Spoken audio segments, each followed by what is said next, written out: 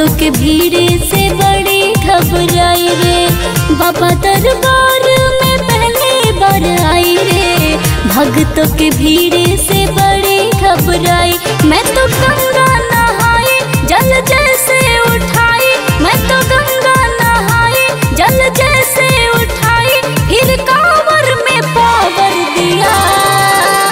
सखी सावन में तूने क्या क्या किया, सखी सावन में बाबा का पूजन किया। सखी सावन में तूने क्या क्या किया, सखी सावन में बाबा का पूजन किया।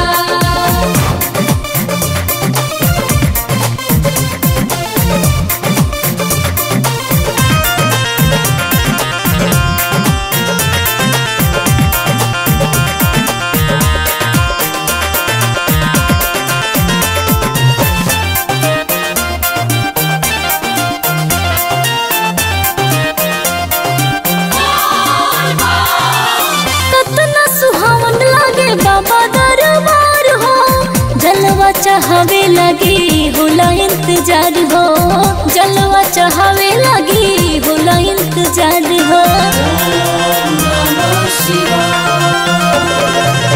कितना सुहावन लगे बाबा दरबार हो, जलवा चाहवे लगी होला इंतजार हो, जलवा चाहवे लगी होला इंतजार। मैं तो धूप भी जलाई बेल पातर चढ़ाई, मैं तो धूप भी जलाई बेल पातर चढ़ाई, फिर चरणों में अर्पण किया। सखी सावन में तूने क्या क्या किया, सखी सावन में बाबा का पूजन किया। सखी सावन में तूने क्या क्या किया, सखी सावन में बाबा का पूजन किया। जय जय भोले जय जय भोले जय, जय जय भोले जय जय भोले जय। बोल बम का नारा भक्तों बाबा एक सहारा है, बोल बम का नारा भक्तों बाबा एक सहारा है। परी जल छाला पावे चालत डगरिया, बाकी बाबा हर ले ले चिंता फिक्रिया, बाकी बाबा हर ले ले चिंता फिक्रिया। परी जल छाला पावे चालत डगरिया, बाकी बाबा हर ले ले चिंता फिक्रिया, बाकी बाबा हर ले ले चिंता फिक्रिया। मैं तो भभूति लगाई सुख जीवन का पाई, मैं तो भभूति लगाई सुख जीवन का पाई, फिर भक्ति में मचले जिया। सखी सावन में तूने क्या क्या किया, सखी सावन में बाबा का पूजन किया। सखी सावन में तूने क्या क्या किया, सखी सावन में बाबा का पूजन किया।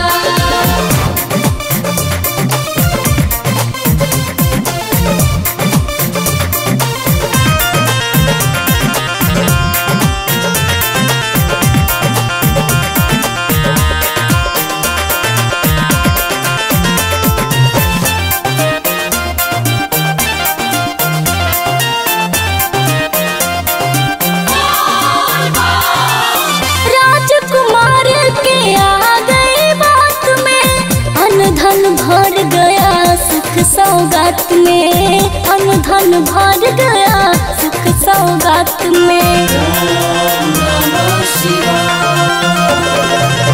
पंकज गुडू के आ गए बात में, अनधन भर गया सुख सौगात में, अनधन भर गया सुख सौगात। हम तो दौड़े दौड़े आया बाबा दाया दिखाया, हम तो दौड़े दौड़े आया बाबा दाया दिखाया, फिर आंचल में अभिषेक किया। सखी सावन में तूने क्या क्या किया, सखी सावन में बाबा का पूजन किया। सखी सावन में तूने क्या क्या किया, सखी सावन में बाबा का पूजन किया। बाबा दरबार में पहली बार आई रे, भक्तों के भीड़ से बड़ी घबराई। मैं तो गंगा